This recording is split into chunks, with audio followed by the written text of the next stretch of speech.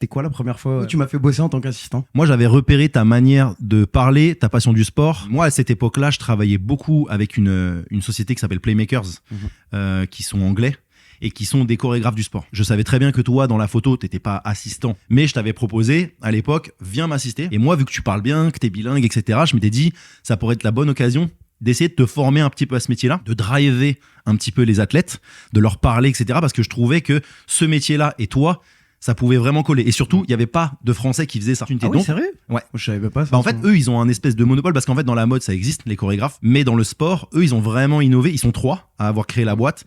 Et en gros, il y en a un qui gère Adidas, un qui gère Nike et un qui gère Puma. Et c'est toujours les mêmes. Ce qui fait que les athlètes, ils les connaissent par cœur.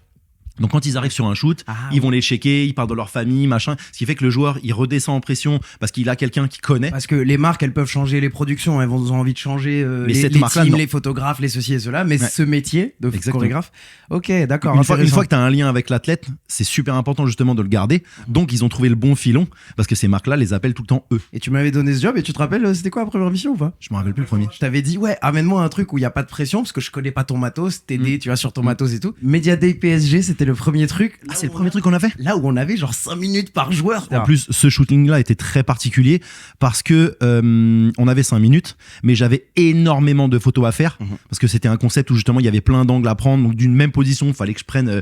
en gros, en 5 minutes, il fallait que je prenne 50 photos. Et donc, j'avais besoin que quelqu'un puisse aider l'athlète à comprendre ce qu'il fallait faire. Mais moi, je pouvais pas me déplacer. Donc, j'ai pensé à toi direct parce qu'il y avait des Espagnols, tu vois, anglais, etc. Donc, c'était beaucoup plus facile. Donc, c'était le premier. Très chaud parce que le premier qui passe, c'est Angel Di Maria. Et il n'y a pas son traducteur. Il n'y avait pas le traducteur Di Maria. Allez, on commence.